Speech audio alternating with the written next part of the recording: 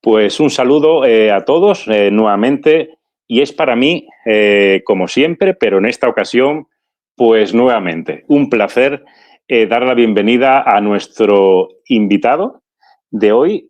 Su nombre, y ya lo conocéis al verlo, a mi lado, José Manuel Domínguez Prieto. Y bueno, pues una breve introducción para contaros un poco quién es él. Él lo va a hacer mucho mejor que yo. Y también el motivo de esta entrevista, porque tengo que decir, antes de entrar en alguna breve reseña biográfica, que cuando lo conocí, precisamente en 2 días hace 4 años, impactó mucho mi vida y la de mi esposa también, porque, como ya sabéis en este canal, habiendo oído mi testimonio, pues yo me encontraba o nos encontramos en este proceso de búsqueda, muchas preguntas acerca de la fe católica, y él vino a la diócesis de Cuenca a traernos una conferencia muy interesante sobre acompañamiento familiar y fue precisamente el 26 de febrero del 2022. Y han pasado 4 años, nos tomamos un café juntos, recuerdo, al final de aquella charla.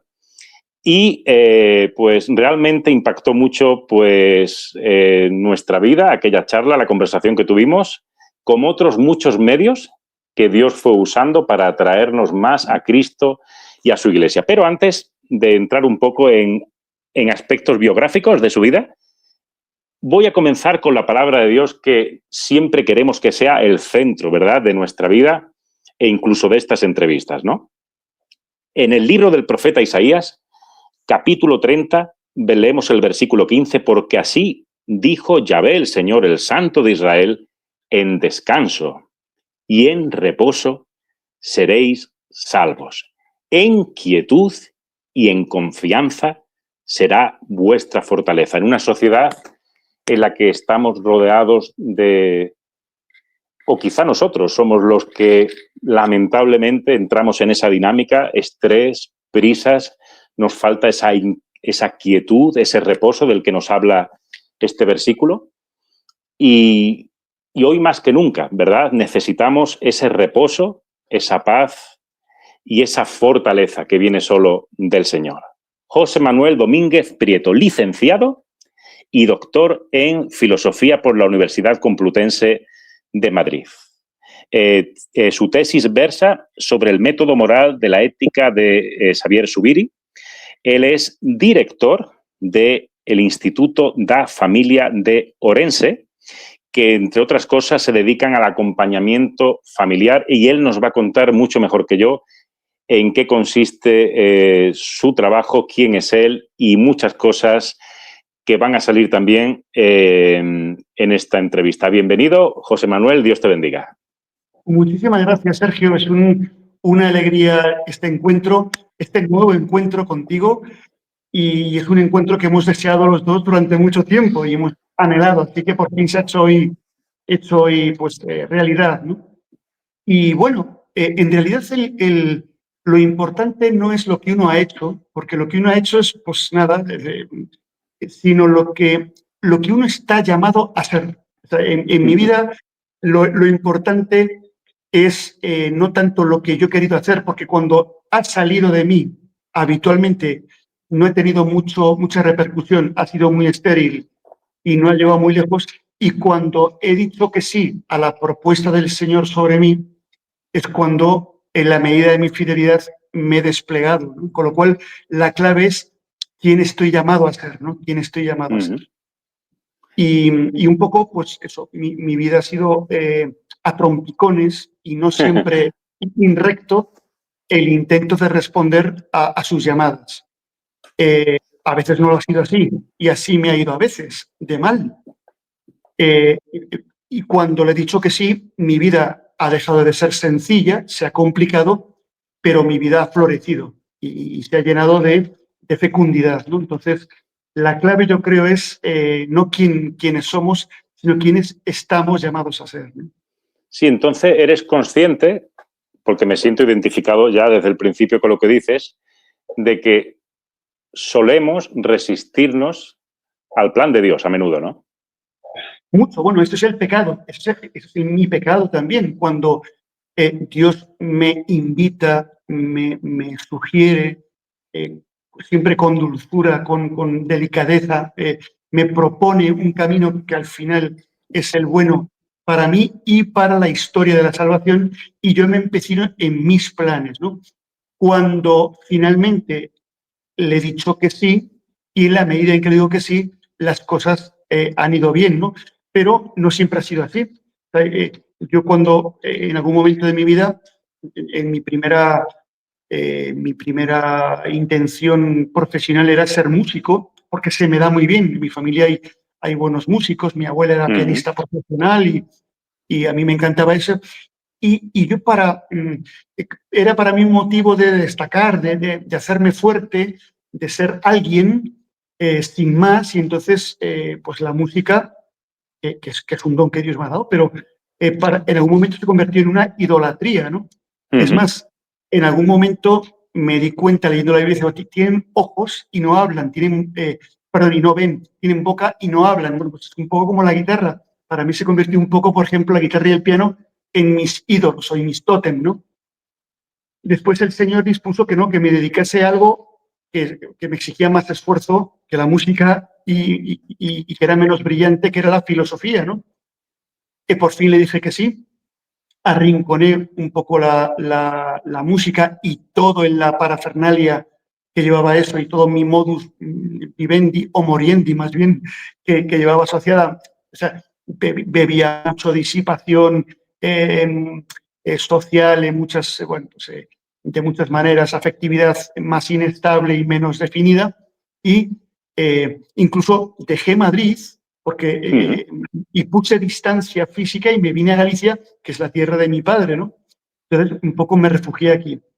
Aquí dije que sí a esa llamada a servir al Señor desde la filosofía, es decir, a servir al Señor, porque la música me servía a mí. De hecho, vivía muy bien. Yo daba conciertos de música, de guitarra, estaba en grupos, ganaba, pues, bueno, pues un dineral que me pulía cada mes. Pero, Y por entonces, cierto, cuando me hablas, un inciso, cuando me hablas de música, conciertos y demás, ¿estás hablando más bien de lo clásico o eras cantante de un grupo de rock o algo así? no, era música renacentista y barroca. Yo me dedicaba Bien. pues a Juan Sebastián Bach, al Renacimiento, a la vihuela, a la guitarra barroca, al laúd barroco. Ese era mi campo de acción, ¿no?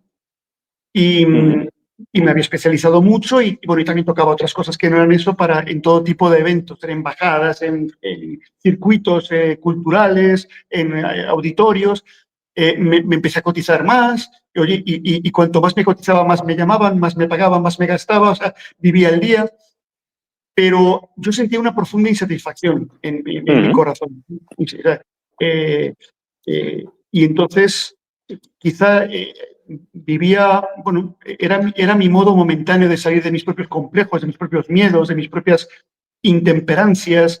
Yo soy una persona hiperactiva, en el sentido del DSM-5, o sea, con déficit de atención, entonces aquello me centraba muy bien y me daba cierta paz que yo necesitaba, ¿no? Y me equilibraba, hasta que fue una buena vía hasta de ascetismo personal, ¿no? Pero al final el efecto fue una vida pues muy disipada. Entonces, bueno, pues hubo un momento en que tuve que tomar la decisión de dejar la música y todo lo que estaba asociado, ¿no?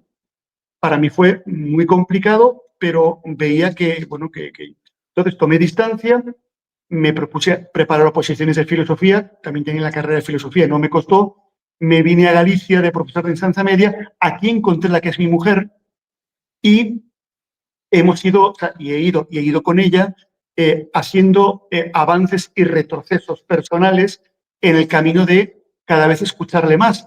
Primero, pues fue dedicarme a la filosofía, después descubrí que sería una buena aportación repensar la psicología clínica desde la antropología personalista, Munier, Boitila, Zubiri, Buber, Levinas, Edith Stein, repensar desde ahí la psicología.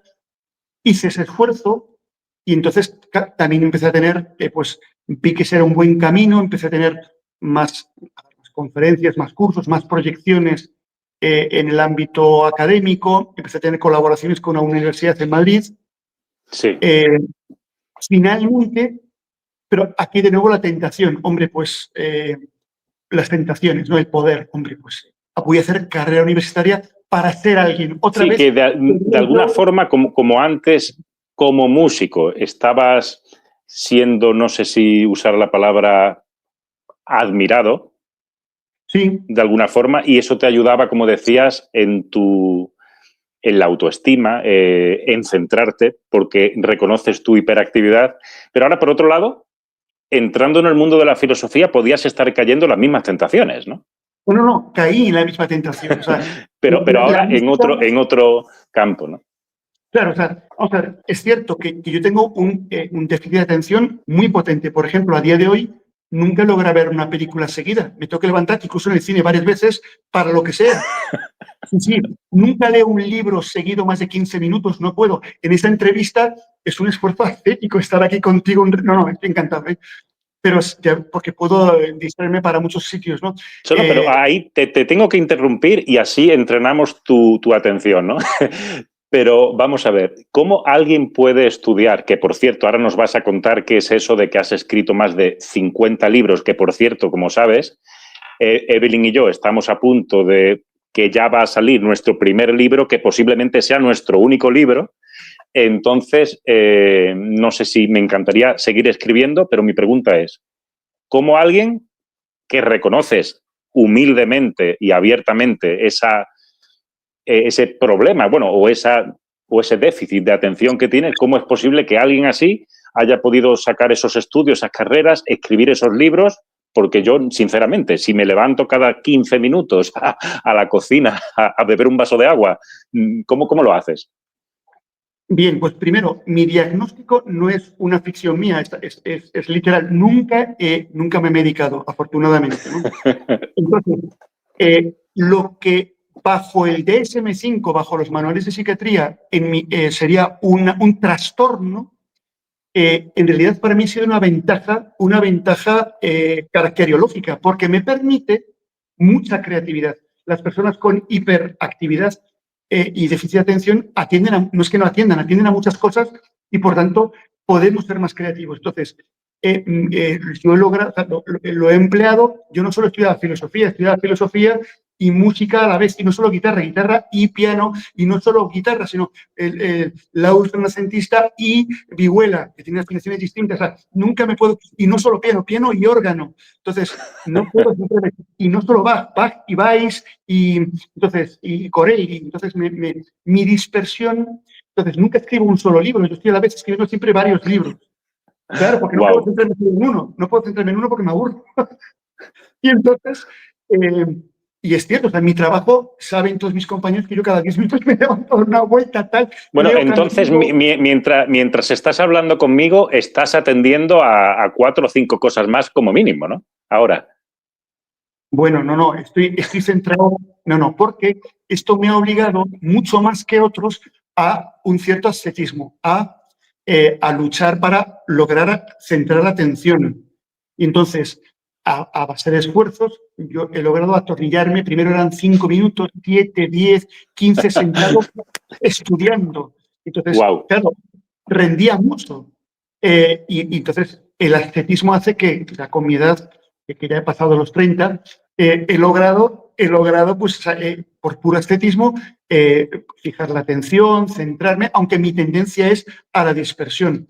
Entonces, ha sido una ventaja. Digamos que para mí ha sido un buen Dios. O sea, Dios no se equivocó al ponerme esta alteración cerebral. Me ha dado una ventaja espectacular.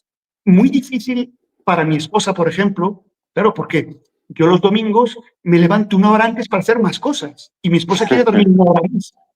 Claro, cuando ella se levanta tranquilamente, yo, oye, Camila, espera un momento, me tomo un café y luego hablamos. Entonces, ha sido una ventaja. Dios hace muy bien las cosas, con lo cual los famosos trastornos psicológicos en realidad son ventajas adaptativas, que si las empleas bien es una maravilla. Entonces, para mí ha sido la ventaja que Dios me ha dado en mi vida, ser hiperactivo, ¿no? Entonces, estoy en esa... cuando vi que en la filosofía, y empecé a publicar en la editorial Persona, Instituto Manuel Munier, unos libritos, después en PPC otros, después en en CAF otros, en Dickinson, oye, y se venden y me llamaron para hacer libro de texto, oye, esto funciona, cuidado, soy un fuera de serie, ahí la fastidié. Cuando me creí que eso era un don de Dios, que me fluye escribir las cosas escribiendo y tal. Total, que hay un momento y dije, pues entonces lo mío es carrera universitaria, o sea, lo mío es ser catedrático.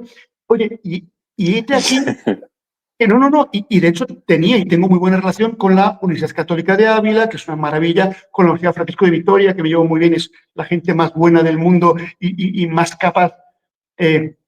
Y tenía muy buenas relaciones, por ejemplo, con Francisco de Vitoria. Y me hicieron varias propuestas muy potentes para irme allí. A la vez, entonces, y ya me iba, o sea, ya me iba porque, oye, joder, así que yo seré, vamos, allí puedo yo brillar con luz propia. Por fin ha sido reconocido mi talento, ¿no? Se me ha reconocido un talento y esto es, y esa era mi petición, porque mi talento o se da en lo que Dios propone o se pierde, o sea, si es para mí se pierde, ¿no? De hecho, los libros que yo he hecho para hacer currículum, he hecho el ridículum, ha sido currículum, es ridículo. Curry por el culum, papel higiénico. O sea, mucho de mi currículum no vale para nada. Y los que he escrito como servicio a otros se siguen vendiendo, pero yo nunca lo quise escribir, fue por encargo. Pues eso se vende, ¿no? Y se vende y sirve, sobre todo que es lo importante, ¿no? Total, que estando en ese brete de que ya estaba yo, de repente, ya no era por servicio a los demás, sino por brillo propio, entonces, y ya estaba con los pies en la Francisco Vitoria, me propone mi obispo de Orense, el obispo de Orense, oye, José Manuel, quiero fundar un instituto da familia, está en gallego el nombre, aunque, bueno, ¿pero qué hay? Pues no, lo que tú hagas, que sea de formación para las familias, pero que, no, lo que tú quieras, y presupuesto cero, y tal, pues, y entonces le dije que no, porque, hombre, ahora era mi oportunidad, un sueldo así, un prestigio así, una plataforma así, llegó mi momento. Logramos mi esposa y yo durante, yo creo que fueron 7 meses, 6 meses, yo estaba desesperado porque no veía una cosa ni la contraria, ¿no?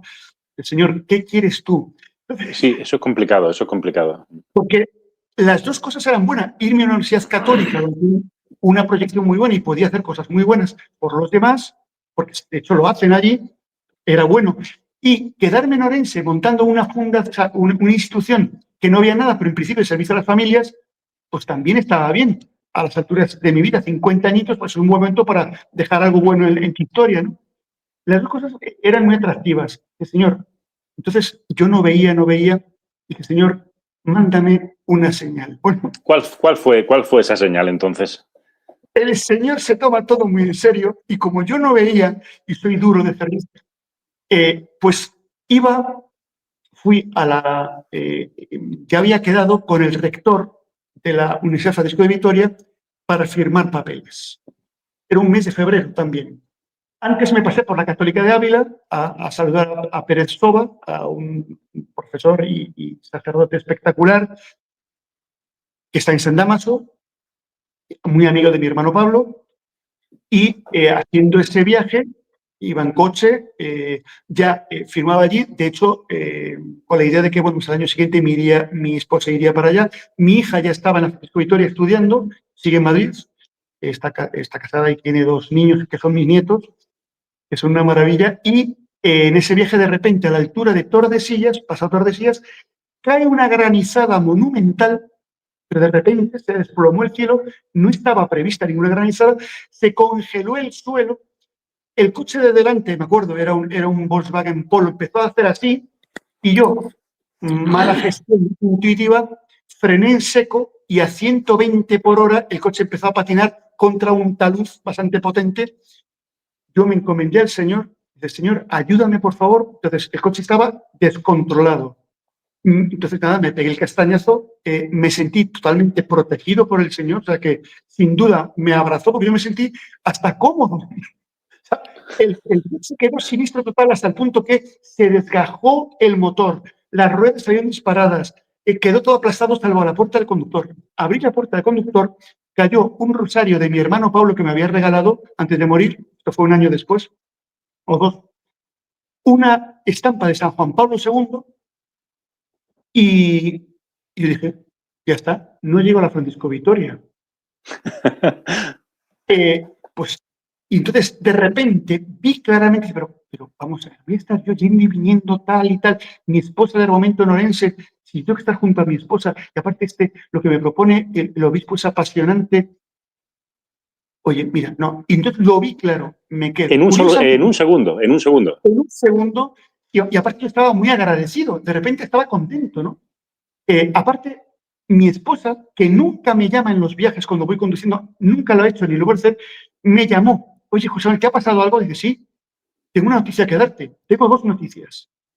Yo estaba recién salido, tirado en la autovía, en el kilómetro 186 de la A52, y con el suelo congelado y el coche perdido, ¿no? Dice, mira, dos cosas. Primero, vamos a cambiar de coche, ya te lo aviso.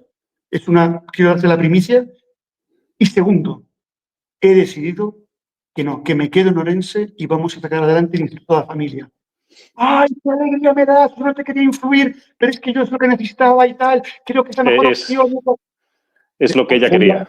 La reconfirmación. A todo eso llegó la Guardia Civil, que había visto el castañazo, y me pregunta, ¿cómo están los de dentro? Estarán fatal. Dice, no, era yo. Imposible. Sí, era yo que estaba dentro. Ámbar, a usted le vemos muy bien y muy contento. Dice, sí, yo. Dice, hombre, usted está demasiado contento. Sople, por favor. Estaba muy alegre porque había salvado la vida, porque Dios me había mostrado claramente que me quedara fundando esto en toda la familia. Y dice, no, pues usted está bien. Dice, sí, pero no sé, usted lo veo muy alegre. Yo le iba a explicarle.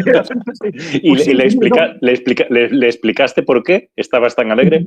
No. Dice, no, pues que estamos muy preocupados porque usted ha ido ya hace un golpe muy fuerte. Dice, no, que yo me sentí muy protegido. Dice, pero ¿cómo? El coche está hecho hombre, sí. Dice, no, acompáñenos, por favor. ¿Me detiene usted? No. Venga, entonces me llevaron a Tordesillas, me hicieron unos escáneres. No, pues está todo bien. Es más, no me dolía nada. Pero cuidado, yo tengo lumbalgias habituales, tenía ciática un ratito antes, dolor cervical. Se me pasó todo. Bueno, claro, lógicamente, adrenalina, cortisol, no, pero se me pasó todo en varios meses. No voy a tener problemas. O sea, me recompuso el cuerpo, o sea, me quedé mejor de lo que estaba antes, ¿no? Total, que llegué a casa esa noche en taxi, le expliqué a mi esposa, mañana te cuento qué pasa con el coche, que lo he dejado en Tordesillas de momento, pero nada, me quedo con un abrazo, una fiesta y tal. Y así fue como desestimé el ir a Francisco Vitoria y empecé el Instituto de la Familia, yo solo, sin recurso ninguno, y hoy es una institución, pues, con 10 personas contratadas aquí, con un edificio, con cursos internacionales, con 35 Bien. tutores espectaculares, con alumnos de todo el mundo. Pero hacemos ahora una pausa porque me parece una época muy interesante. ¿De qué año estamos hablando? Pues estamos hablando, esto fue exactamente el 2014. Vale, estamos hablando de que el Instituto da Familia comienza en el 2014. Eso es. Bien, ahora, por tu forma de hablar, que hablas mucho de la providencia, de Dios también, de cómo Él te dirigió, te habló, sí me interesa ahora, si te parece, en lo que puedas contar, porque forma parte de lo privado, ¿no? Tu infancia, es decir, la educación que recibes, ¿fuiste educado en la fe católica? ¿Tus padres? ¿Qué me cuentas de esa etapa tan bonita? Bueno, pues a ver, tanto mi padre como mi madre, como mis abuelos, eran profundamente creyentes. Profundamente creyentes, o sea, que vivían desde la fe, explícitamente. O sea, además, recuerdo cada uno de mis 4 abuelos.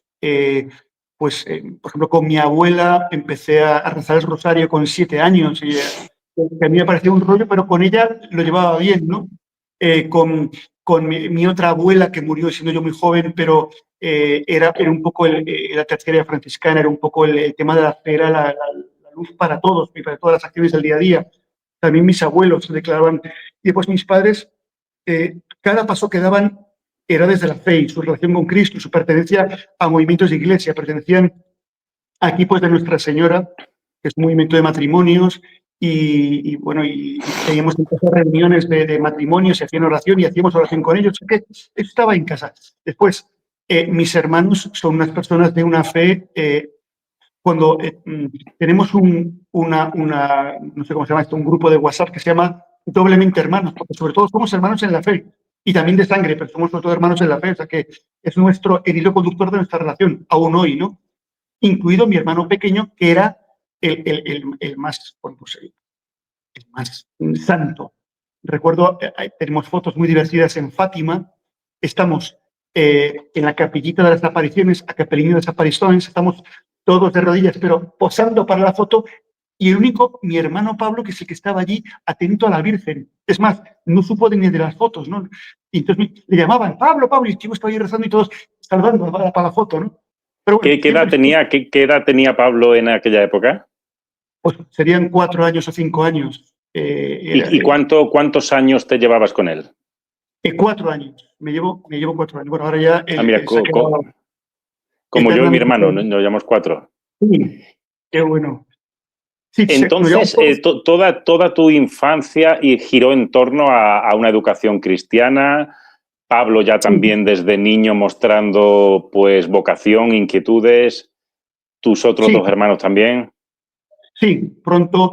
Y después, nada, tuvimos una vida de parroquia intensa con unos sacerdotes impresionantes que aún rezo todos los días por ellos, porque son para mí don Pedro Ruiz Salido, ahí en Moratalaz, un hombre realmente pues santo, y bueno, y una parroquia extraordinaria.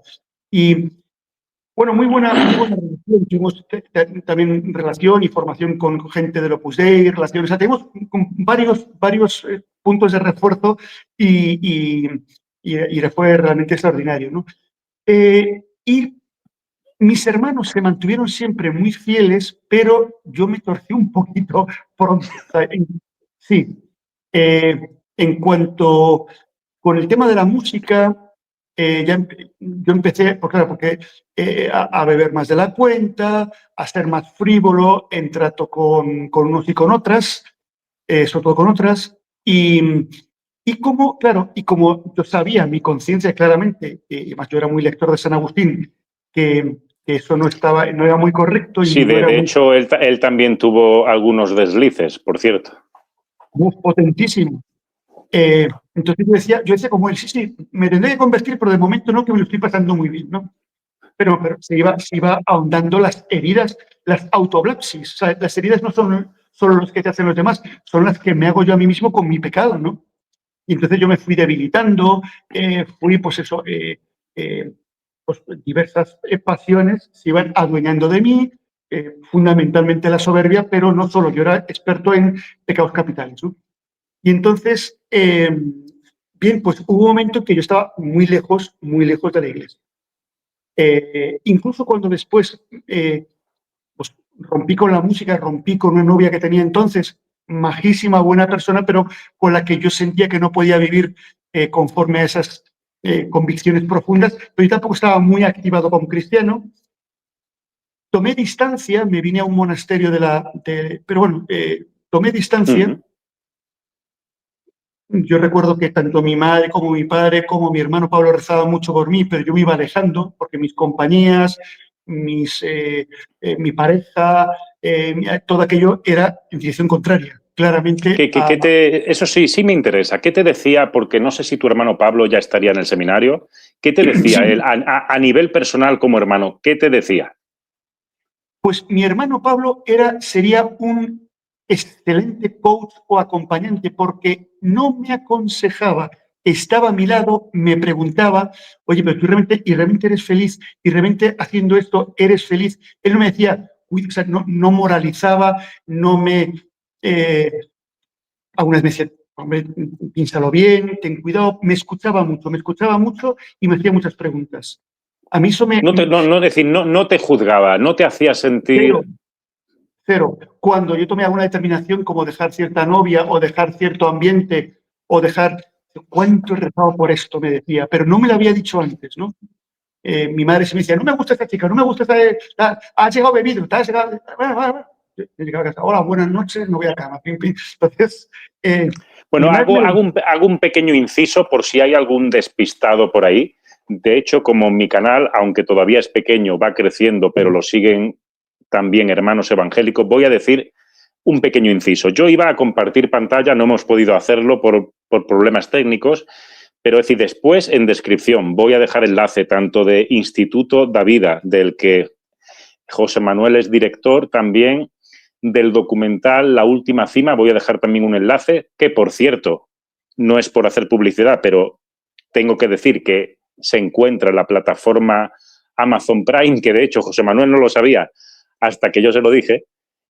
¿Por qué digo esto? Porque así como en el 2022, pequeño inciso, la charla, esta conferencia que dio José Manuel en la diócesis de Cuenca, fue uno de los tantos medios que Dios fue usando para ir despertando en Evelyn y en mí, pues, muchas inquietudes en cuanto a la fe católica. Otro de los medios que Dios usó fue, por supuesto, la vida, el testimonio de su hermano Pablo, del que él está ahí hablando constantemente ahora en la entrevista, ¿no? Sí, Pablo Domínguez, que por cierto, canonizado o no, es un santo, y así lo decimos, pues en el documental La Última Cima, que por cierto José Manuel también habla allí y otros muchos, sus padres, familiares, amigos, sacerdotes, obispos, su testimonio es impresionante, eso nos lo va a contar él ahora un poco mejor, pero para el que no lo sabe, pues sí, Pablo Domínguez, ¿en qué año, si no me equivoco, 2009, partió de este mundo, sí o no? Febrero del 2009, sí. Precisamente, también febrero. Sí.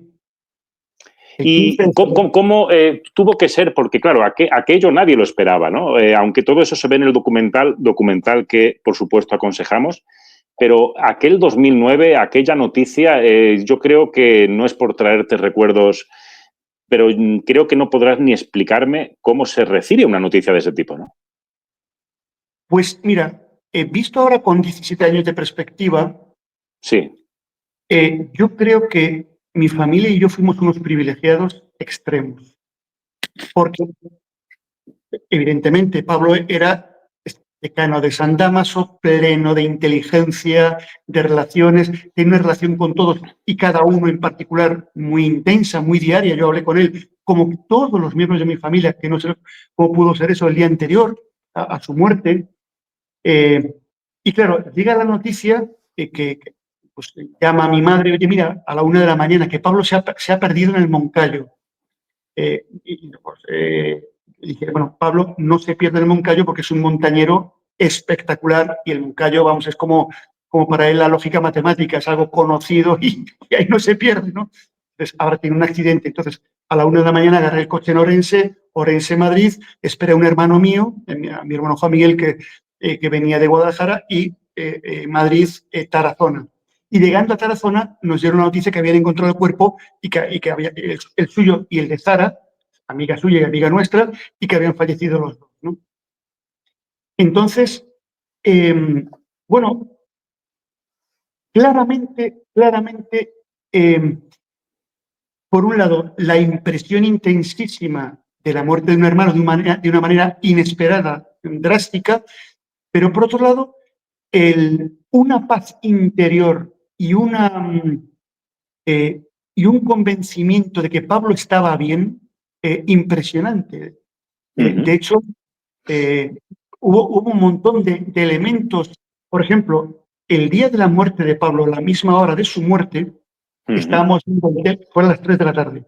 Estábamos viendo el telediario y salió él en el telediario en imágenes de archivo, porque era una noticia sobre la iglesia, que no recuerdo qué iglesia, buscaron imagen de un sacerdote y tenían la de mi hermano Pablo en la Concepción de Goya, y fue a la misma hora de su muerte, él estaba saliendo en televisión. O sea, de alguna manera ocurrieron un montón de...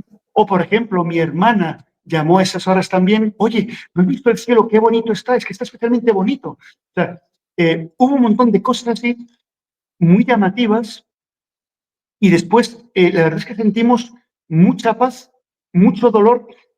La gente, claro, Pablo tenía tantos amigos y tanta gente que también nos arroparon de una manera extraordinaria, con lo cual fue claro, el funeral allí en la Mudena, increíble de sacerdotes, obispos, gente y tal. Bueno, pues esto ha sido un acontecimiento. Ahí nos dimos cuenta de que Pablo, además de nuestro hermano, pues era parte y propiedad de toda la iglesia. O sea que nosotros éramos anecdóticamente sus hermanos en la sangre, pero aquello era algo mucho más grande y que Dios había hecho maravillas a través de él a tantísima gente, ¿no? Después supimos de la cantidad de gente que había ayudado económicamente, que había ayudado en acompañamiento espiritual y personal, matrimonios, familias. Una cosa excesiva para el poco tiempo que había vivido, ¿no? Así que lo vivimos con asombro. Como decir, ¿pero esto qué es? ¿Pero quién era Pablo? ¿Pero qué había? Porque a cada cosa que te contaban era más impresionante, más llamativa. Pues a mí me montó un bar y tal, y a mí me ayudó con tal, y a mí me dio unos zapatos, y a mí no sé cuánto, y nosotros evitó nuestra separación, y en nuestro caso no sé qué. Pues, ¿y este quién era? O sea, ¿pero cómo tenía tiempo para tantas cosas? Y pues, con lo cual, nunca sentimos a Pablo como un se acabó, sino, bueno, está en el mundo de los vivos, ¿no? Y está con el Señor. Entonces, fue un acontecimiento que nos acercó mucho a Dios, aunque hubo algún momento un poco, el demonio tuvo ahí unos cuantos intentos muy crudos, porque hubo algunas, bueno, esto no sé si viene a cuento, yo creo que no. Pero en principio fue algo muy impresionante y muy asombroso, y el Señor se volcó también con nosotros, con lo cual lo vivimos con mucho dolor, pero mucha paz. Pero Bueno, fíjate, vamos a ver, mi testimonio es muy, muy pequeño en comparación con lo que me estás diciendo, pero decirte honestamente que yo cuando vi el documental de La Última Cima, yo aún en ciertos aspectos de la Eucaristía y de dogmas católicos, yo aún conservaba mucho anticatolicismo, y yo recuerdo que comencé a poner imágenes del documental y textos en un grupo de WhatsApp o estados, y recuerdo que dije esto, y te vas a reír, ¿no? Dije, mira, yo aunque no esté de acuerdo con Pablo Domínguez en su teología, ojalá los cristianos evangélicos fueran como este santo, aunque no esté de acuerdo con la Eucaristía. Claro, entonces, poco a poco, el Señor, como en tu caso, va actuando en nuestra vida y obrando de forma inexplicable, ¿no? Porque yo poco a poco comencé a plantearme, bueno, ¿cómo es posible que esta persona realmente, u hombres como él, que la Iglesia, gracias a Dios, está llena de santos, me estén transmitiendo el amor de Cristo? ¿No será que también en la teología están en lo correcto? Entonces comencé a hacerme preguntas a raíz de un testimonio vivo de santidad, que de esto se trata, ¿no? Porque mira, ¿de qué nos va a servir la teología si no podemos vivir lo que predicamos, ¿no? Y yo creo que personas como tu hermano vivieron realmente lo que creían, que es de lo que se trata, ¿no? sí, para Pablo, que realmente era una mente privilegiada, o sea que yo le he escuchado homilías, la mitad en alemán, la mitad en inglés, hablaba el italiano muy bien, el gallego y el portugués muy bien, y por supuesto el castellano, ¿no? Una persona que se codeaba con los mejores lógicos a nivel mundial, que era catedrático de filosofía de la ciencia, de una lucidez. Todo eso le resbalaba. O sea, está bien saber, hay que saber, Dios me ha dado estos dones, pero la clave suya estaba en su profundo amor a Cristo y a la Virgen María, pero en su tiempo de oración. O sea, vivía con una paz. Cada encuentro, cada actividad que parecía que no tenía prisas para nada, que es el texto de Isaías 30:15 que has leído. Así vivía Pablo, o sea, con la serenidad, con la calma, con la tranquilidad. Esa era su fortaleza, esa era, cuando estabas con él, parecía que tenía todo el tiempo para ti, y a lo mejor estaba apretadísimo, ¿no? Y cuántas veces mis padres me decían, pues sí, está aquí Pablo y está con nosotros, fíjate, pero ¿cómo que está con vosotros si tenía una hora después una conferencia en Burgos o a las 3 horas en Murcia, que estuvo en Murcia después? Y no, pues había cosas muy llamativas, y era la paz con la que vivía, ¿no? Y la inserción en Dios. Yo le encontré a veces venía muy pachucho a casa. Eso era un hombre porque tenía poca fortaleza física, era el de los 4 hermanos el más debilucho, ¿no? Pasa que no parecía, porque estaba con esa alegría siempre, pero a veces venía machacado. Yo le llevaba a urgencias varias veces por la noche, porque estaba. Sí. ¿Y qué hacía? Oración a todas horas. Oración a todas horas. Es una cosa muy... Sí, de muy hecho, tu hermana Pilar dice en el documental algo muy... Dice, él podía estar en una reunión familiar y de pronto desaparecer. Y sí, dice, sí, y todos sabemos dónde iba, ¿no? A la habitación a hacer oración. claro. Con lo cual, claro, también nos denunciaba en nuestro paganismo. Dice, joder, aquí el que más sabe se retira ahora. Y los demás aquí así, palmeando. Aquí palmeando, sí, sí. Y pues era muy gracioso, ¿sabes? Yo qué sé, a veces escenas en Navidad, pues salir en su pijama, pero con el alzacuellos. Dice, tío, ¿te has dejado el alzacuellos? Dice, no, no, no, es que yo soy cura las 24 horas. Es que esto es una maravilla, ser cura y tal, ser entregado al Señor. O sea, tenía mucha guasa el tío, ¿no? Y Entonces, sí, sí, sí.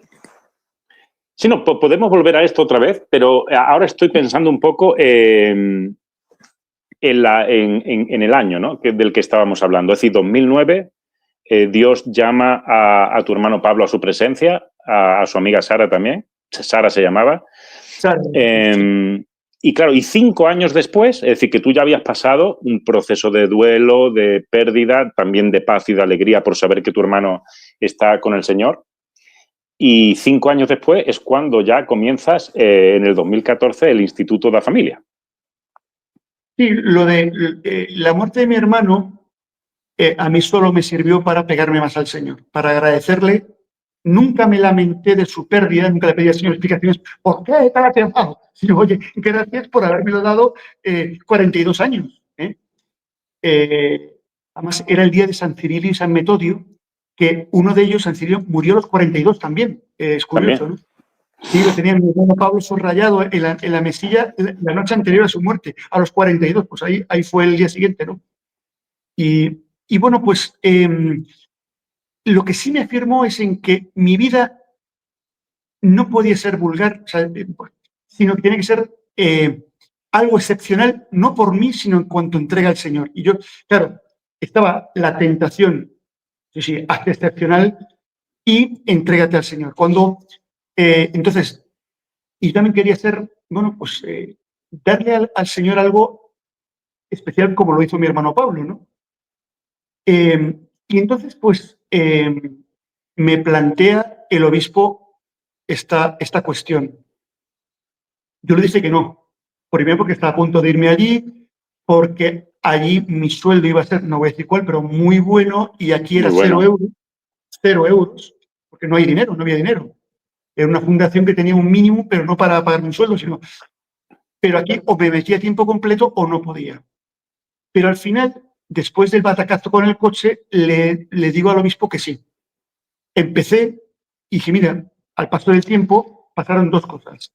Sí. Eh, yo me puse a trabajar como un león, pero me di cuenta de tres cosas. Primero, que yo pensé que por mis fuerzas, que tenía buena formación, hice un plan estratégico haciendo Y grandes Dios lo propuestas. cambió. Dios cambió el plan, seguro. De arriba abajo, no, no, y lo llevó mucho más allá, pero cuando yo me dejé, ¿no? Entonces voy a hacer un editorial, un programa de radio, una formación para familia y después formación para gente que pasa al familiar, unas cuantas cositas de vuelo corto, que dice, pero esto, total, que yo me esforzaba, hacía actividades con mis conferencias, pues que tenía muchas y tengo, con eso iba viviendo, o sea, bueno, mis posiciones de trabajo, por lo cual no tuve problema, ¿no? Pero bueno, fue una... Y de repente las cosas no salían y me daba cuenta que aun estando a tiempo completo, con mis solas fuerzas, esto no sale. Total, que yo cuando tengo así un bloqueo ya, le digo a mi esposa, vámonos a Fátima, al santuario de Fátima. Y allí, bueno, pues mira, fuimos a Fátima y entonces, lo típico, pues hice el circuito spa tradicional, pues me confieso, rezo el rosario, voy a la basílica y tomamos el bacalao con vino verde, que también está muy bien, ¿no? Bueno, entonces llegué a los confesionarios y le digo a mi esposa, Nada, 5 minutos y salgo, pues, es lo de siempre. Porque yo no he pecado, ¿no? Casi. No, hay pecar sí, no, pero lo de siempre, mis cositas, bueno, pecaditos y tal, pero vamos, el tema de siempre, que si critico a uno, que si me enfado con otro, mis tensiones, mis genios, y entonces, que como más dulce del que debiera, bueno, los pecados, y alguna otra cosita, pero en fin. Y total, que entro en el confesionario y fue una confesión de 2 horas, donde el sacerdote tenía don de leer el corazón. Ahora te cuento 2 cosas. Sí, sí, Os sí. cuento. Además era muy gracioso, me hizo reír y me hizo llorar. Y mi esposa ya muy preocupada se asomaba, yo no salía, y claro, me escuchaba. Pero no sé si me escucharía, pero oye, pues vaya confesión, pues ¿qué habrá hecho? Pues ¿a quién ha matado? Y entonces yo entré y dije, bueno, mire, padre, me acuso de que tengo un cierto mal genio y tal, y de vez en cuando estallo, soy muy iracundo y hacerlo compenso con la comida, y critico y tal. Y dice, ¿usted no tendrá a cargo alguna responsabilidad en este momento? Sí, sí, una fundación, toda familia, y, y usted cree que por sus fuerzas lo va a hacer todo. Bueno, claro, es que estoy yo solo. ¿Y cree usted que solo lo va a hacer? ¿Usted sabe qué pecado capital es ese? Pues no ser la soberbia. Muy bien, vamos bien. Entonces Wow. empezó A a sacar tirarte del hilo. a tirar de mí. Dice, ¿y usted cuántos colaboradores tiene? Dice, hombre, colaboradores tiene, claro, para llevar el ritmo que yo llevo. O sea, ¿usted cree que lleva usted un ritmo que nadie... Es que soy hiperactivo y tal. Usted no me cuente milongas, es que usted no... entonces, total, que me sacó del tipo y dice, mira, esa institución que Dios te ha encomendado va a salir adelante, pero cuando no confíes en ti, es más, los poquitos fondos que había se fueron también, porque claro, había gastos y no había ingresos, cuando te fíes del Señor y busques colaboradores, confíalo al Señor y busca colaboradores. Total, que fue la penitencia que me puso. Me puso de penitencia una Ave María, y yo me recé varios rosarios, y después busca colaboradores y haz un acto de confianza en el Señor cada día. Llegué aquí, entonces dije al obispo, mire, monseñor, necesito una, al menos una colaboradora, que fue Isabel de Aguiar, que era profesora de matemáticas, era amiga de, bueno, no era muy amiga mía, ni siquiera era, yo veía que era una persona muy sensata, muy creyente, profesora de matemáticas, y dije, oye, mira, ¿me puedes acompañar en esto? Hoy está aquí a tiempo completo y es la directora ejecutiva de todo este jaleo, ¿no? Y porque me ha pasado esto, me ha dicho que busque colaboradores, pues vamos a ser 10. Ya mira, no sueñes con grandezas que superen nuestra capacidad. 2 ya somos legiones, después contratamos a uno y empezamos a arrancar y tal. Total, que hay que formar gente, formamos un máster, como tenía buena relación con la Universidad Sí, Católica de Vitoria, me aprobaron el máster como título propio, pues pasó a la sí. Católica de Ávila, empezamos a formar cursos online, cursos presenciales, y aquello empezó a multiplicarse, empecé a necesitar tutores y para el máster y para los cursos, más gente empezamos a con un programa social, un programa de televisión, total, que en 8 años un máster como título propio de la Católica de Ávila, que tiene pues gente de 20 y tantos países cada año, Sí, que es sí. en acompañamiento familiar y matrimonial, único porque no es ni la parte pastoral ni la parte terapéutica, es como alguien con vocación de acompañar puede acompañar de modo eficaz, y en clave de Sí. antropología personalista, ¿no? Pues cursos sobre afectividad, sobre sexualidad, empezamos a crear esos cursos, un método propio, el acompañamiento que es partiendo de Emaús. ¿Qué pasa si el pasaje de Emaús, Lucas 24, lo establecemos como estructura de técnica de Sí. acompañamiento? Sacamos todo un método de acompañamiento que decimos que va más allá del coaching, porque toma elementos de coaching, pero los repiensa desde la antropología personalista. Total, que se convirtió, primero, esto ahora es aglutina a un montón de gente. Ahora mismo, debajo de mí, hay 3 grupos de 20 y tantas personas cada uno. Tengo aquí atrás aquí atrás está la capilla del Santísimo, pero más atrás y por allí tengo a tres personas que hacen acompañamiento a matrimonios ahora mismo. Están 2 dando cursos online ahora mismo, 20 y tantos colaboradores trabajando ahora mismo.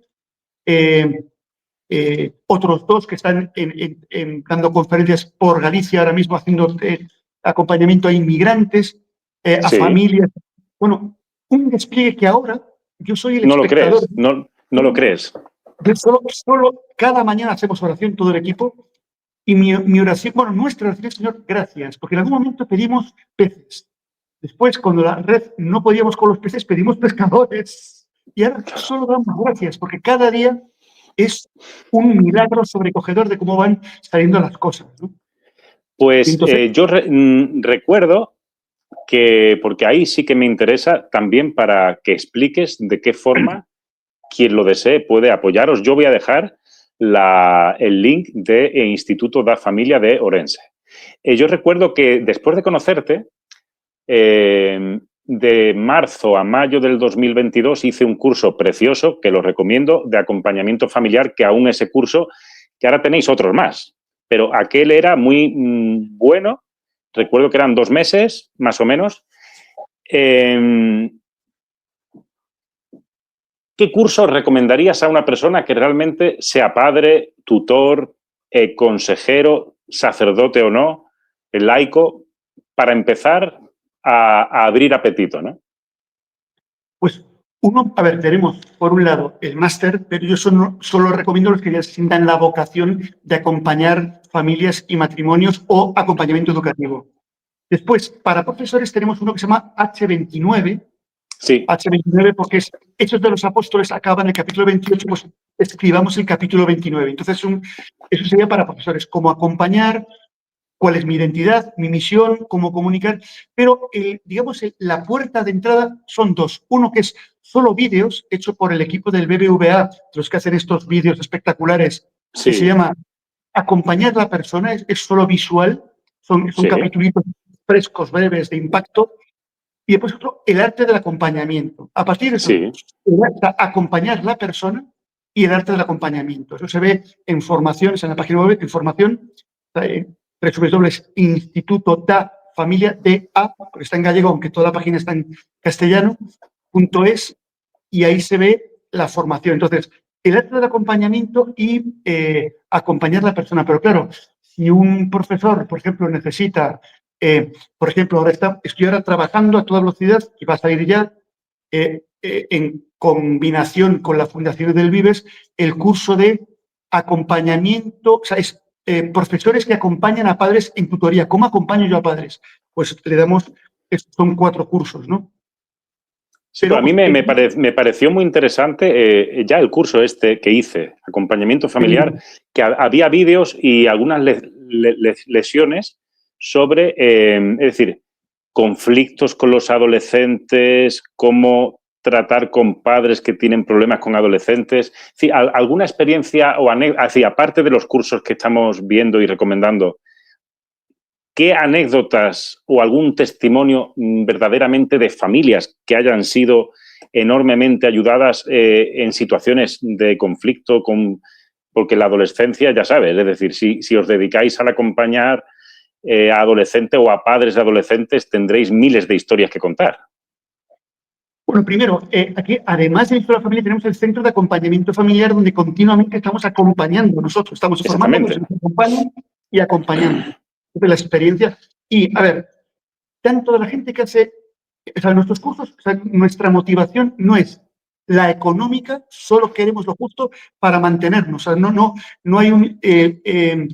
por eso, más de una vez hemos tenido que explicar cómo un máster que solo cuesta el año 1.200 euros no puede ser bueno. Pues busca algo mejor. O sea, hemos dejado la mejor calidad al precio más asequible porque queremos llegar. O sea, no lo planteamos como negocio, sino como servicio, ¿no? Sí. Entonces, que por cierto, servicio que lo hemos tenido tanto con muy buenas relaciones, tanto con católicos como con los hermanos evangélicos, que tenemos muy buenos colaboradores, pastores evangélicos, y han servido mucho.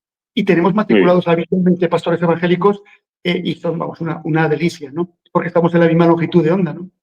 Respecto de la familia. Entonces, lo que sí nos dicen todos es que les ha servido, por ejemplo, tenemos otro que es acompañamiento de adolescentes específicamente, pero la clave es, por ejemplo, el curso de acompañamiento de heridas interiores, otro espectacular, o el de gestión emocional claro, primero sirve para mí y después me sirve para acompañar a otros. Con lo cual, de alguna manera, es una revisión profunda personal y un planteamiento de crecimiento personal. Entonces, testimonios tenemos permanentemente. O sea, por eso decimos que estamos muy asombrados cuando la gente nos pide acompañamiento, pero también oraciones por familias o también formación para, de modo que hay muchos centros de orientación familiar de España, pero también de México, de Perú, que nos piden formación a nosotros. Estamos un poco desbordados. Te cuento lo que es una semana Sí, sí, normal sí. aquí. La semana pasada, oye, que ha venido el responsable de la conferencia episcopal peruana de Perú, para un obispo, claro, Monseñor Guillermo, para ver qué les podéis ofrecer para formación en acompañamiento familiar. Bueno, pues aquí donde estoy yo mismo en esta sala, estuvimos con el obispo espectacular, vamos, impresionante.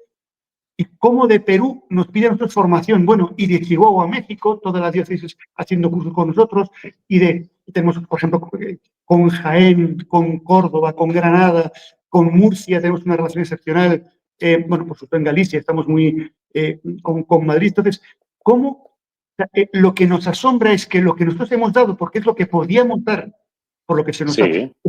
nos dedicamos a estudiar permanentemente, resulta que llega a muchísima gente y les ayuda y les transforma y les sirve más allá de nuestras previsiones, con lo cual el Instituto de la Familia en su origen es una voluntad de Dios y en su día a día va respondiendo a necesidades reales de tanta gente, ¿no? Y ¿cómo afronto yo esto y cómo vivo esto, ¿no? Claro, Estamos, la sobre verdad, todo también ya no a nivel de profesores o mentores, sino los que somos padres. Es decir, también. familias tan desestructuradas, como hemos dicho, problemas no solo en la adolescencia, sino en la infancia. Creo que todos podemos ser beneficiados de alguna forma de estos cursos y de vuestro acompañamiento, ¿no? Pues yo creo que sí, porque ahora es que nadie te dice cómo ser padre y madre. O sea, nosotros mismos estamos continuamente aprendiendo, en mi caso, a ser abuelo, ¿no?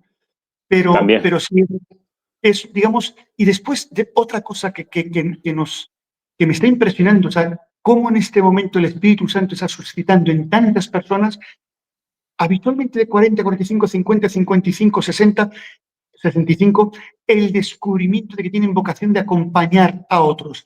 Que acompañar no es psicoterapia, no es dar consejitos bien intencionados, no es moralizar, no es mentorías, no es ni siquiera coaching, es hacer el camino de Maús. Salgo a tu camino, te acompaño, te escucho, te pregunto, te confronto, te propongo experiencias y tú descubres, decides y te pones en camino hacia tu propia llamada, ¿no? Eso es lo que experimento, Que, claro. que, es Hay que formarse bien. que es en definitiva lo que tu hermano Pablo hacía contigo, escucharte. Sí, no solo escucharme, sino que al puro estilo de Jesús hacía preguntas que me permitían ver una perspectiva distinta, ¿no? Por ejemplo, imagínate que yo estaba con una chica y dice, ¿y tú eres feliz con ella? Hombre, me lo paso muy bien. No te pregunto si te lo pasas bien. ¿Eres feliz? Estoy contento. ¿Puedes ser la madre de tus hijos? Uy, espera que lo pise. A lo mejor no. De hecho, si me lo permites, por Sí, interactuar sobre todo con la palabra de Dios, fíjate, en el camino a Emaús, en Lucas 24, sí, hablando, llevando a los apóstoles, a los discípulos, a donde quería Cristo, pero sin juzgarlos, fíjate, ¿no? Dice, mas los ojos de ellos estaban velados, no entendían lo que estaba ocurriendo, ¿no? Porque, claro, Cristo había muerto en la cruz, habían pasado 3 días y ahora, ¿qué pasa? Estamos solos, con una gran incertidumbre, y ahora Cristo les pregunta, ¿qué pláticas son estas que tenéis entre vosotros mientras camináis y por qué estáis tristes? claro. Claro, cuando tu hermano Pablo te preguntaba, ¿pero tú eres feliz de esta forma? ¿O por qué estás triste? Es muy diferente a comenzar un discurso pecador, arrepiéntete, ¿no? Claro. Cristo en Emaús, fíjate, dice, bueno, yo voy a hacer la traducción que yo conozco, que no es que es muy bonita, Sí, que sí, acabas de sí. leer, pero ¿de dónde venís? Cristo no les hace la pregunta para enterarse Cristo, porque él, fíjate si lo sabía, que Él ya había lo sido sabía. protagonista. Claro, era para que lo entendiese, para que lo descubriesen ellos, de dónde venís. O sea, realmente ellos cuentan historia de este nivel, como fracasados, bien tristes, venían, no se daban cuenta de ellos mismos ni de Cristo, de cuál era su llamada. No, pensaban que eran seguidores de uno que iba a conseguir el poder político en Jerusalén. Y resulta que fracasó y fracasaron ellos. Pero de repente, las preguntas, la confrontación, pero no pienso que Sí. pone aquí, se les fue calentando el corazón, es decir, que les fue llevando a que ellos se diesen cuenta de sí mismos. No les dijo nada. Sí, les llamó, qué lentos sois, o sea, de bradicardia, qué lentos de corazón y anoitos, o sea, y sin inteligencia. O sea, les dijo, oye, pero vamos a ver, esto tiene otro nivel. Y ellos descubrieron que más allá de ser seguidores de un líder social, eran parte de la historia de la salvación y de un reino. Y entonces descubrieron que tenían que volver con la comunidad. Descubrieron ellos. Entonces Cristo no les pregunta, ni les da un consejo, no les pregunta para enterarse de Cristo, sino para que se interesen en ellos. Y no les da un consejo, sino que les lleva al brete de tener que, dice, se les abrieron los ojos, tuvieron lo que se llama una agnición. Agnición es darse cuenta de quién era Cristo y de quiénes eran ellos. Mucha gente nunca han descubierto quiénes son ellos. Viven desde su personaje. Soy el director de, el responsable de, soy el padre de, el encargado de, soy el trabajador de. No, esos son tus oficios, tus roles. ¿Quién estás llamado a ser? Terminemos donde comenzamos, ¿no? Eso Y es siempre exactamente, muy bien, muy bien. y eso solo me lo revela Dios. ¿Quién estoy llamado a ser? Eh, Entonces, eso es la agnición, darme cuenta y decir, pero espérate. Y además no se descubre definitivamente. Lo empiezo a ver, agnición, me di cuenta de mí, me di cuenta de que mi vida solo es quien es en relación con Cristo, si no, no tengo sentido. Cristo es mi alfa y omega. Y me voy a la comunidad y ahí empiezo a ver más. Y es como un camino en la niebla, voy viendo poco a poco. Sí, pues ya que citaste a San Agustín, con el que tanto te identificas antes de que fuera santo, quizá también por su vida libertina, sí, quiero convertirme, pero mañana, ¿no? Entonces, bueno, sabemos que las confesiones maravillosas de San Agustín, muy recomendables, tienen aquel párrafo en el primer libro, primer capítulo, Señor, nos creaste para ti y nuestro corazón andará inquieto hasta que repose en ti. Si yo tuviera que resumir, yo torpemente lo haría, cuál es el centro de la vida cristiana, creo que San Agustín ahí lo resume, que en definitiva es una paráfrasis de las palabras de Cristo, dicho de otra forma, venid a mí los que estáis trabajados y cargados, que yo os haré descansar. Sí, que fue justo el texto de Isaías. El descanso realmente, descansa alma mía en el Señor. Esto solo ocurre cuando efectivamente vivo desde Cristo y para los demás, pero desde Cristo, ¿no? Y ahí, digamos que mi vida cobra otro sabor, otra alegría. Veo que tengo un para qué y que estoy en un entramado más grande, en una historia más grande. Entonces, qué maravilla. Sabiendo que solo se conocerá cuál es mi propio rostro. Yo digo que yo sé que solo veré tu auténtico rostro, no cuando vuelva a Cuenca o ahora, sino el día que nos encontramos al otro lado. Ahí veremos quiénes éramos realmente y toda la maravilla que ya somos, porque somos una maravilla, ¿no? No por lo que hacemos, sino porque Dios nos ha creado y por lo que nos encomienda ser y hacer, ¿no? Con lo cual, pues ese es nuestro descanso. Y si no lo vivo así, vivo siempre con la tensión de que debo hacer, O demostrar algo a los demás, que sería otro error, ¿no? o a uno mismo, no, es vivir dando, digamos, respondiendo por los dones que Dios te da cada día y con alegría, como ha sido un don para mí este encuentro contigo. ¿Y cómo entonces acabarías resumiendo en 30 segundos, en 1 segundo? Es decir, si quisieras dar un último consejo a todos los que no nos escucharan acerca de la identidad, del propósito de la vida o de lo que sientas de parte de Dios, para concluir. Pues, bueno, es que en realidad yo solo, o sea, no soy nadie para dar un consejo a nadie, pero sí les digo que a todos, ¿no? Que el único camino para ser uno mismo y estar en plena forma, ser fértil, que de ahí viene la palabra félix y felicidad, para ser fértil, la única manera es confiar en el Señor, dejarse en sus manos, encontrarme con Él y, por tanto, diariamente, tener mis tiempos de silencio, de encuentro, de quietud, para dejar que Él obre en ti. Y Él actúa. Encomienda al Señor tus afanes y Él actuará. Esa es la frase. Encomienda al Señor tu vida y Él actuará. Y lo hace y uno dice, gracias. Después de el exe, aquí estoy, y el fiat, hágase, al final la palabra es magnífica, qué alegría, ¿no? Solo puedo agradecer al Señor lo que hace en mí en la medida en que confío en Él. Pues esto es lo que deseamos, lo que le pedimos al Señor, y de verdad ha sido un gozo que después de 4 años nos hayamos tomado, bueno, el café me lo terminé antes, pero seguro que tú continúas con él ahí, ¿no? Estás invitado a pasarte por aquí, por este espacio, para hablarnos, contarnos lo que quieras, pero yo espero que la próxima vez que nos podamos ver sea cara a cara en persona. Muy bien, Sergio, muchísimas gracias. Por cierto, me he dejado aquí una guitarra. El próximo día, La próxima vez, sí. La próxima vez Sí.